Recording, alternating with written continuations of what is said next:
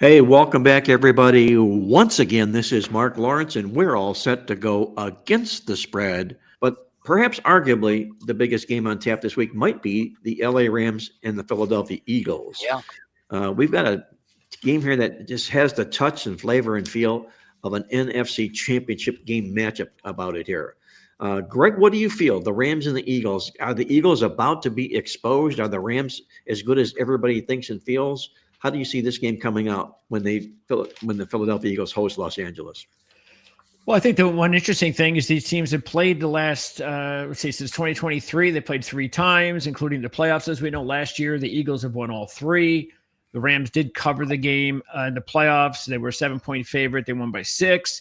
I think that matters that they've beaten them the last 3. You know, that's you go into a situation playing a team. You know, a lot of the same personnel. You know, one team feels that they've got the other team's number. Probably saw that with the Chiefs and the Eagles last week as well. So yeah, the line is now really low. I did not expect the line to be like 3, basically. That's showing an awful lot of respect to the Rams, and we like the Rams, of course. You know, we've talked about them in the beginning of the season, so it's no surprise that they're off to a good start. I think the thing about the Eagles is real worrisome, and I'm not sure how many people outside of Philadelphia are really picking up on this, and that is that their passing game is just looked ugly.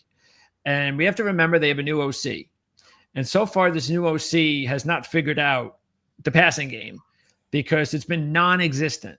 It's been as bad as any passing game that we've seen in the NFL. That's how bad it's been the first 2 weeks. They've done nothing. It's been the running game and the defense that's been holding the Eagles so far in the first couple of weeks. Now they have to step up in competition with a really good defense like the Rams. But the Rams, Chiefs, very similar, good, strong defenses. Rams will find out how good they are and all that kind of stuff and revenge or whatever. But I still think, you know, the Eagles are probably the play because you only have to give basically 3 points, and that's not a lot of points to give up to the defending champs at home. Andy, you think there's value to the Philadelphia Eagles, or you think there's a handicap to the LA Rams? I think from a point spread perspective, there's great value on the Philadelphia Eagles. And I'll point it out by saying, let's say that there's a 2-point home field advantage. So let's say if this game were on a neutral site, would you feel comfortable taking 1.5 with the Rams or laying 1.5 with the Eagles? I think most people would say I'd rather lay the 1.5 with the Eagles. On the neutral site, yeah. Yeah, on the neutral side. And keep in mind, they played Dallas, who we don't know. Of course, they were without Carter the entire game, and yet they still contained Dallas somewhat. The offense, of course, only they put up 24, I think it was, or something like that. And of course, remember that game also was marred by that lightning strike in the the lightning delay in the third quarter, and there was no scoring after that, so we don't know what would have happened. And of course, going against Kansas City, you know, the strength of Kansas City for many years was the offense. Well, the last several years, it's been the defense. So yes. I can't really fault the Eagles too much. Barkley did have some really good games against the Rams last year. So I think that if I'm Philadelphia with the new offensive coordinator and everything, my game plan will be to expect the Rams defensively to key on Barkley, which should open up that passing game that Greg talked about. So I do like I like both teams. This game could realistically be a game that determines the number 1 seed in the NFC, the bye week, and the home field advantage for the conference championship if it gets that far. Because if you look at the way the NFC is structured, you still have to believe that the Rams are the team to beat in the West, and they're likely going to have double-digit wins because we don't know about San Francisco, but it's hard to see Arizona and or Seattle getting 10 wins this year, which is probably something that we could see in some of the other divisions.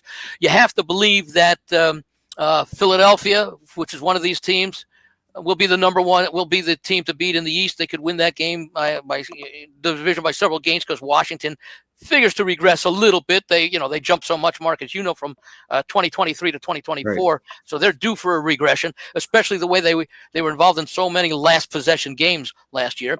If you look at the NFC South, Tampa Bay's probably still the best team. I mean, they're going for a 5th straight division title. They've started 2-0 for a 5th straight season. Baker Mayfield is really he's really been like the key player on this Tampa Bay team, and I think the defense even feeds off his toughness with the offense.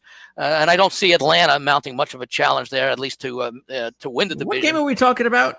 We're talking about the Eagles and Rams. No, I'm talking about the number one seed because the key point why this could be is if you look at the NFC North.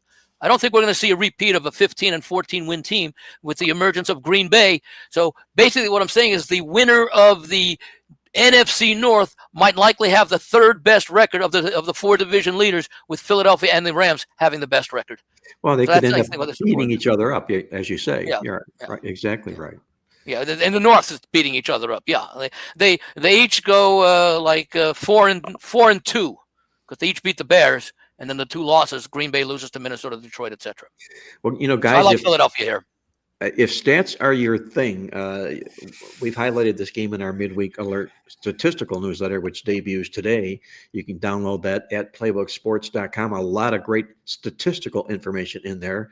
And what we pulled out of the midweek this week is the fact that you've got in the Philadelphia Eagles a rare commodity. And what it is they've started the season 2-0, but they've lost the yards in both football games. And here they are a favorite against a team from Los Angeles that, if you go back over the last 10 games, has won 8 of those games on the scoreboard and is 9-1 to the spread, 6-1 to the spread as a dog along the way, which makes, I think, the Rams a real competitive dog in a football game like this. And the question here, I think, for Philadelphia is, as Andy alluded to, Greg alluded to, where's the offense for Philadelphia? Where's it at? It's just completely no-showed. 518 total yards in 2 football games, both big wins, if you will. Kind of head-scratching and surprising in that sense. I'm going to grab the points with the Rams here. They're just playing too good of football here of late. And I think you're catching Philadelphia in an ideal spot here right now off these wins. And, let me draw this comparison, if I may, before we move on to our next game. Philadelphia displaced Kansas City as the Super Bowl champion. And what was the common trait that the Kansas City Chiefs had in all their years running in back-to-back consecutive Super Bowl seasons?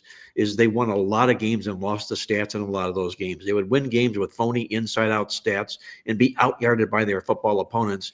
And hence, what do we find Philadelphia doing? The same thing Kansas City did. So whether or not it continues that way in Philadelphia remains to be seen. Let me ask you a question about that, because you talk about in the stats, and I understand the concept, but I also, when I look at the stats, I look at yards per play, because you're drilling down into the stats. Then, well, the reason being is that if you score on a kick return, if you score on an interception return, if you intercepted the ball deep inside the opposition's territory, you don't have the opportunity to gain extra yards that would not be reflected in the score by itself. So when I look at the stats that matter to me, I look at yards per play on offense and yards per play on defense, and and obviously you compare two teams, who does better, because to me I call that my measure of efficiency. Because, and again, we see it sometimes with like Cleveland and Baltimore last week, where Cleveland outgained them by 80 yards, but I'm not sure. I don't exactly remember what the yards per play was, but we see that very often, because remember, when you score on an interception return or a punt return, you kick right off. So that's an entire possession where you don't have a chance to say you add 20 to 50 yards, even if you end up punting or something. So that's the only question that I have about that. I understand the concept, but you're looking about two teams here with have great defenses, and I might look under the total in this one. There's one other aspect of the football game that I think we need to hone in on and watch moving forward down the line here. Last year, we talked about this a bit earlier, that the teams that met with the most success in the National Football League coincidentally happened to be the teams that led the league in rushing attempts per game. Yep. Philadelphia was number 1, Baltimore number 2, Washington number 3, and Detroit number 4. They did really rather quite well, not only straight up, but also against the spread. You take a look at the same statistic out of the first 2 weeks of the football season this year. So far, number 1, rushing attempts per game, the Buffalo Bills. Number 2, the Philadelphia Eagles, back where they belong. It's all largely because of Saquon Barkley and the success that they meet with, and they continue to, it ain't broke, don't fix it philosophy. Number 3, the Indianapolis Colts on this list here, gotten off to a pretty good start by controlling the line of scrimmage. Number 4, the Atlanta Falcons, and number 5, San Francisco. So keep an eye on that moving forward here, guys, to see exactly who positions themselves into the top 5 rankings of this particular stat. And I can assure you, by the end of the football season, the teams that end up in the top 5 will be indeed football playoff teams. By the way, one last thing, because the question you started off asking me before getting into the discussion of the game is there value with Philadelphia? And I think there is value of Philadelphia, and I pointed out, what the line would be, because I think this line is a little bit too short. I wanted to take the Rams. I was hoping to get 4.5.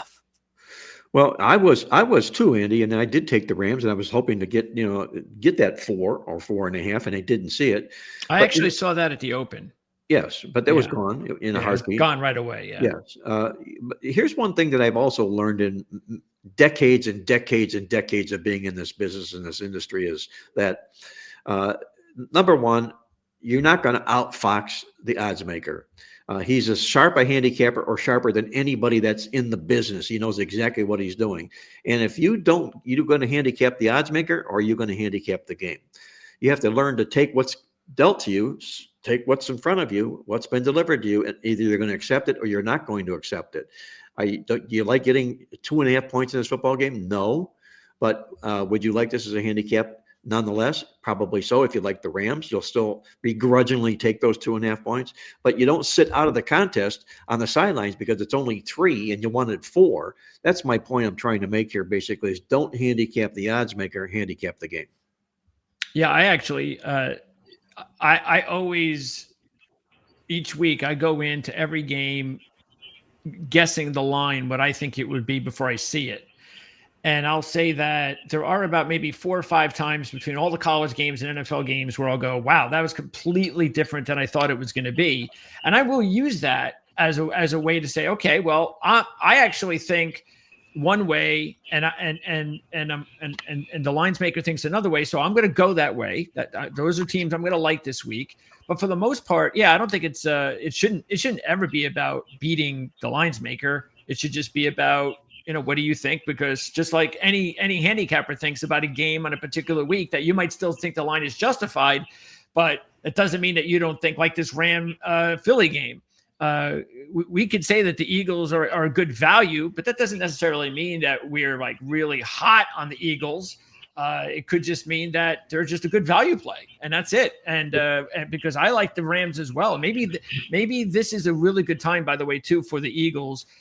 Maybe it'd be better for them to lose this game, because the longer they go on with winning games only this way, then less noise will be thrown at this passing game and this OC. So maybe what they need is that Philly fan base really piling on to get the pressure going as soon as possible in the season so they can fix it.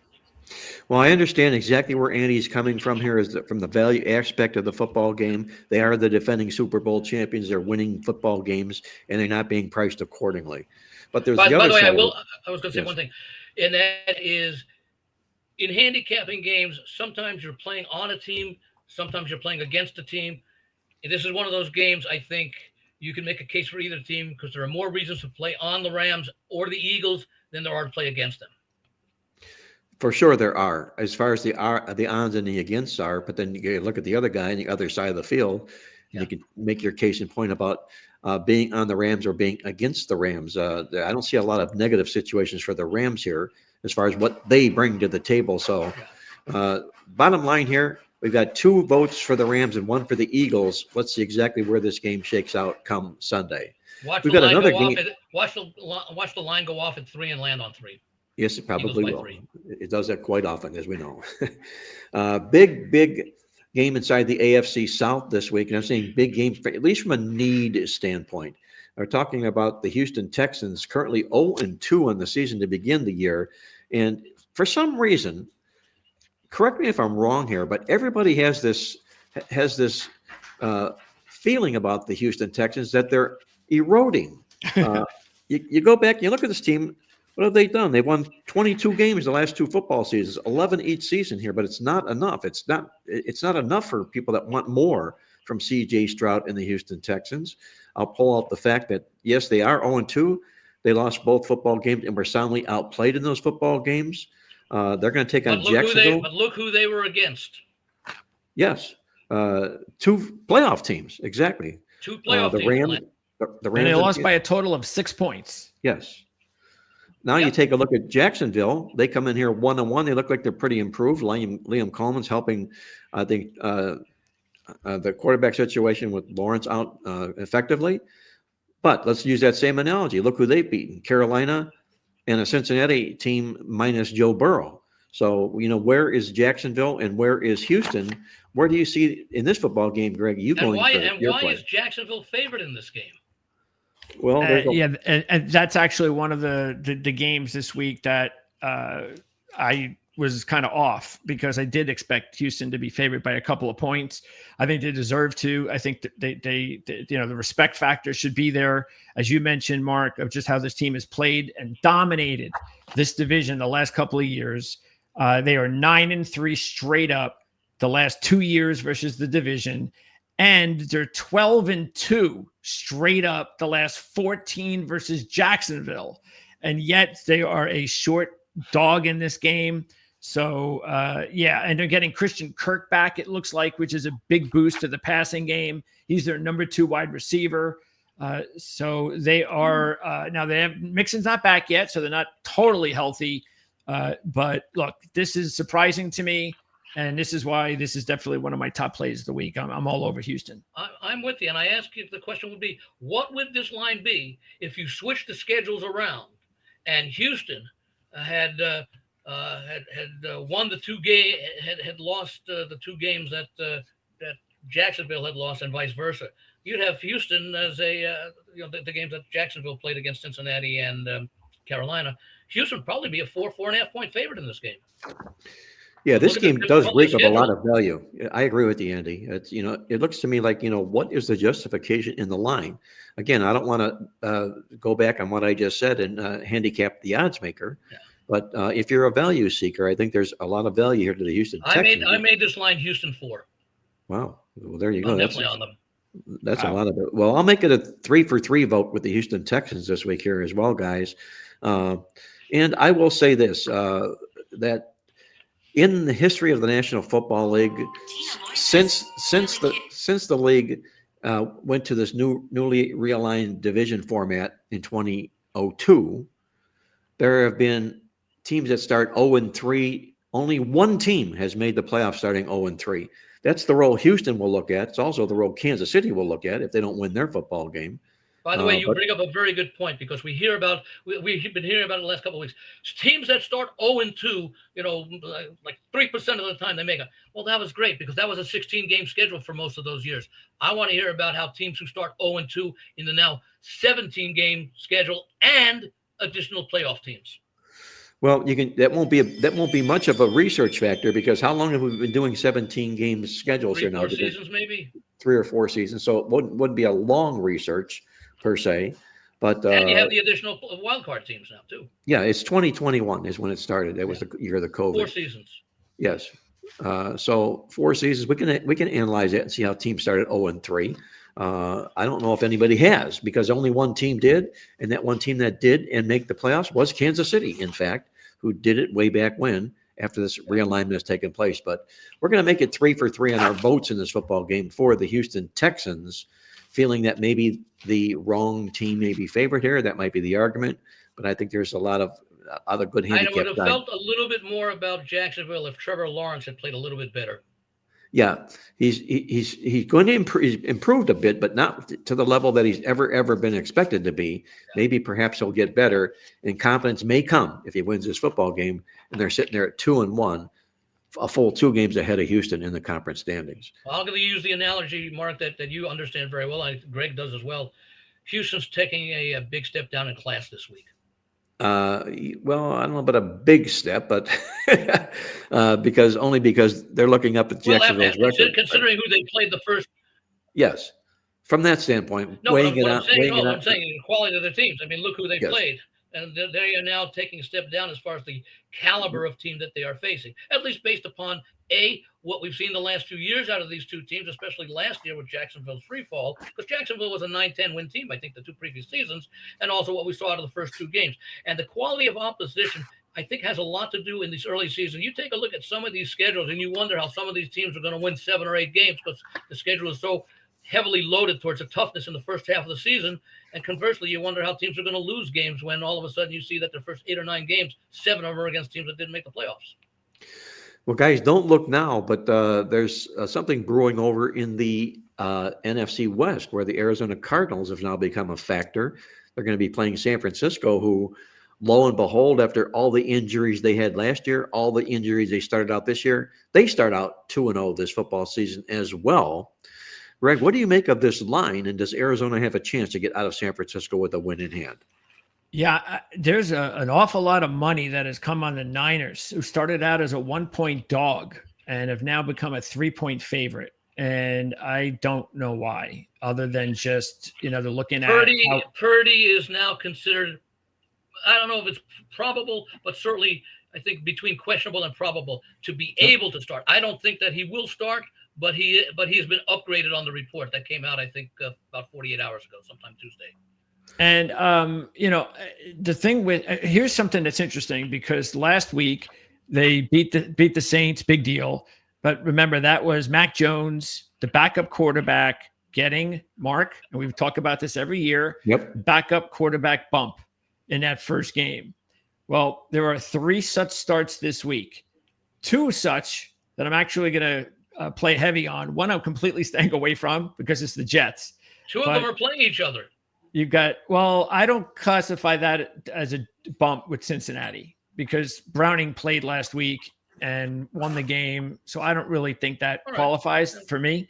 Well, other than the fact that they now have a chance to game plan with him.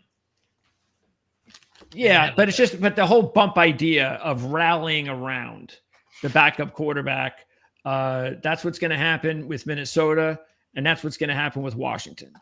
And when I have 2 playoff teams with winning, capable, veteran quarterbacks like Mariota. How about the Jets? Well, that's what I said. That's the one team you can forget. Okay. So when you get those 2 teams, I think, 2 out of, that's usually what it is. It's 2 out of 3.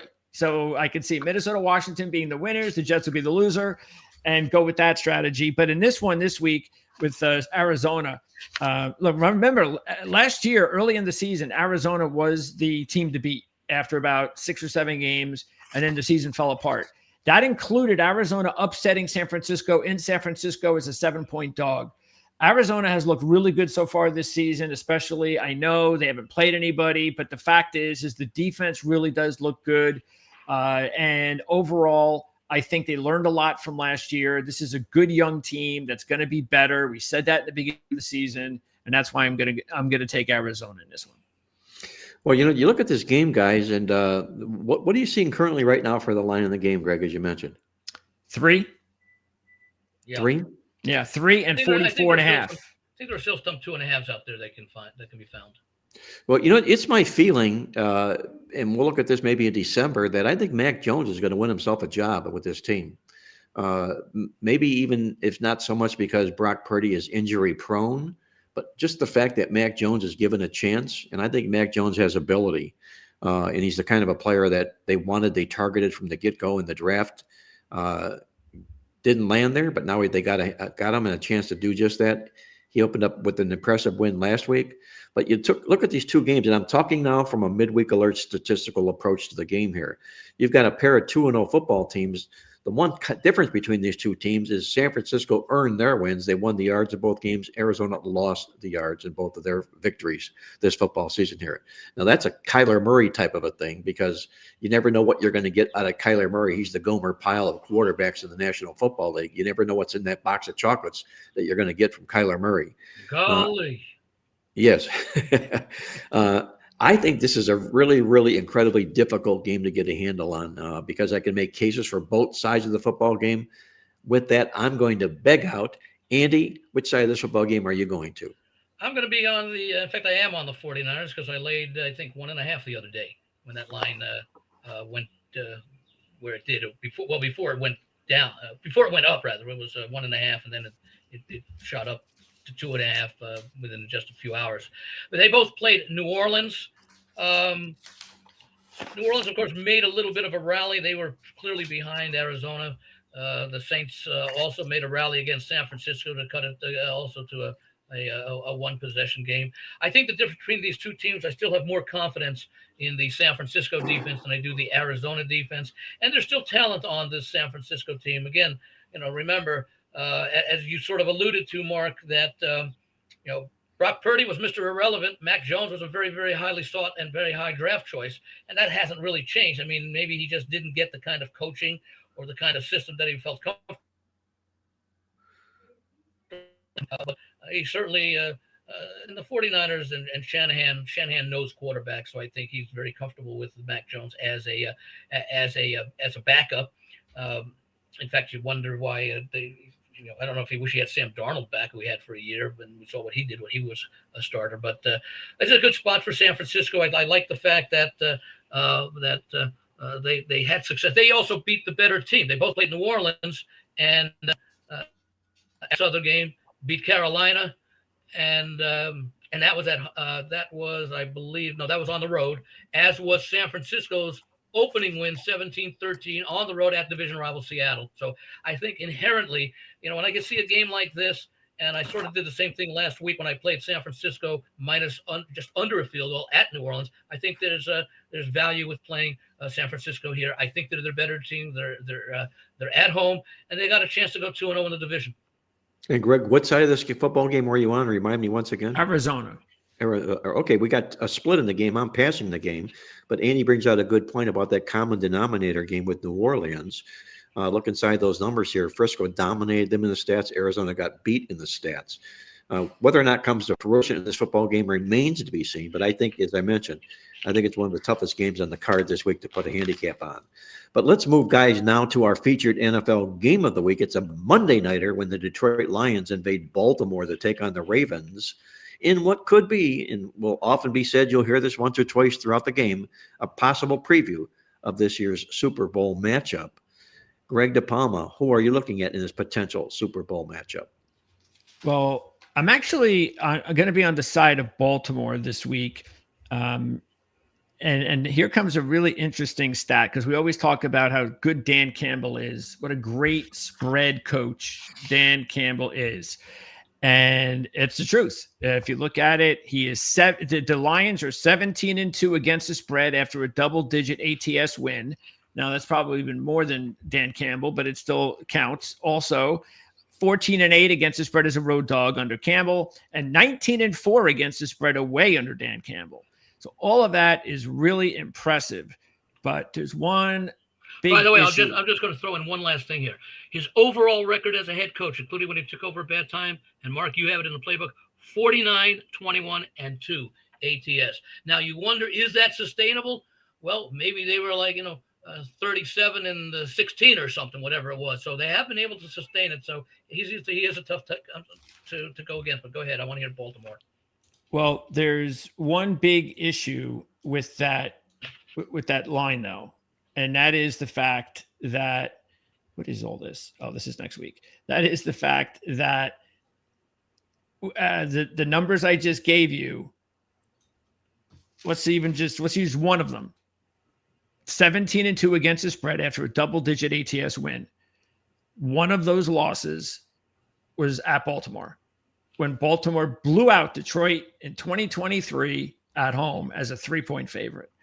Meaning, all of this Dan Campbell stuff, that at least these three, you throw in the garbage, because Baltimore blew them out, and those were one of the losses that Detroit had under Dan Campbell. So it could be that it's just a bad matchup for Detroit. That's very possible. I think Detroit had won 4 in a row before they got blown out in that game. Baltimore had won a few in a row. So it was a big matchup. Everybody was waiting for it. And then boom, the Ravens just annihilated them.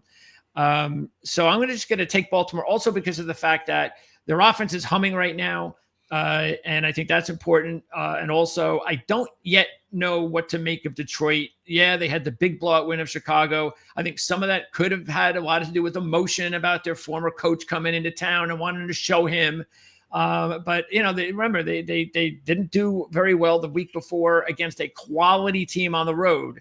And that's why I have a little bit more evidence I need out of Detroit. And I think we'll get that. I think they'll be a much better team as the season wears on. But this early in the season, I'll go ahead and take Baltimore. Andy, Lions or Ravens? I really like the Lions when this line was 6. I didn't get there in time to play it. Down, I saw the 4.5 now. So money is coming in on Detroit. I understand it. I like their running game. They're 2 quality running backs. And what Detroit's defense. Let me see what they gave up rushing so far in their first two games. I think Green Bay ran for a whole bunch of yards against them. If I can find that out here. No, actually, Green Bay only ran for 78 yards on 25 carries, barely 3 yards per carry. And in last week's game against Chicago, of course, Chicago didn't do a lot of running, but they actually ran for 134 on 27 attempts. But some of that was in garbage time, even though they were far behind. The point is, Detroit's running game, and you're talking about Derrick Henry here. Detroit's defensive run. You take a look at the last 2 years under under Aaron Glenn as defensive coordinator. In 2021, they allowed 135 per game. In 2022, they allowed 147 per game. I don't know what they allowed in that game against Derrick Henry, but for the 2023 season, 91 rushing yards per game, and last year 103. That's a remarkable improvement, and it just goes to the notion that Detroit has improved their defense over the last few years, and that's one of the things that suggests that Baltimore may have to beat them with the passing game, because Detroit will probably have some success stopping Derrick Henry, though you never want to report that as a reason to play the game. There have to be other reasons, and part of it is the overall Detroit defense and the fact that with those two good running backs, Gibbs and Montgomery, Detroit can actually slow the game down if they wanted to, because they'll have two fresh running backs throughout the game. That being said, I still like the over in this game. But I think with this line, that value has gone down. That key number of 6, which is a significant number, has me saying I'm going to play Baltimore as part of a teaser. I'm going to be on the Detroit Lions in the football game. I'm going to be on the Lions as a teaser now instead of the straight play. Gotcha. Tease it up. And did you talk about that on the teaser video with Jim? I think I did mention Detroit being teased up. All right. Well, anyway, check it out, because that is already right now available on the channel. We posted it this morning. They recorded that yesterday because Jim had to go out of town. Normally, it would be recorded on Thursdays. So you get an opportunity to check that video out early, where Andy and Jim go over alternate lines and teasers, Mark. By the way, and the contest review as well. By the way, Greg, we may end up doing it on Wednesday afternoons going forward. Oh, okay. That'd be cool. Give it a little bit extra shelf life, and also ease the burden on us for Thursday and Friday. Well, let me put the wraps in this game, guys, because we got to move on to the college football portion here. We don't want to run too far over time in this particular show, but I'll be siding with the Detroit Lions in the game here as well. A little bit disappointed in Baltimore's play this season here. Detroit, actually, for their 2 games of body of work, they do own the better offense and the better defense this year coming into the football contest. You were talking about Dan Campbell's stats. He's a point spread monger. He just beats the spread with regularity, probably better than any coach in the National Football League does these days. But what's interesting, and we call this out in our playbook newsletter this week here, is whenever he has been an underdog against a team that comes off a double-digit win, he's 14-2-1 against the spread. That's the role that he'll be in when they take on the Baltimore Ravens Monday night. Give me Detroit plus the points. So that was, let me check and see what Baltimore was when they played him in 23. Say that again. What is that one? 14-2-1. When? In his National Football League career. Against an opponent coming off a double-digit win. Off a double. Let's see if Baltimore was coming. No, they weren't. So that'll work. Baltimore, before that win, before they blew out Detroit in that game, the week before they beat Tennessee by 8. So that would not have qualified. So there's a good one. I'm going to think that a lot of times he snuck up on teams because he hasn't always had a quality Detroit football team that they've turned into here of late. But anyway, that's the number that he brings into this particular. Well, keep in mind, in fact, that was the year that Detroit, and I think it caught a lot of us because Detroit, well, they had gone from 3-13-1. The following year, 2022, they were 9-8, and we thought that they had made too much improvement from the 3-win season to the 9-win season, and we turned out they made even more improvement because they went 12-5 in the regular season that year.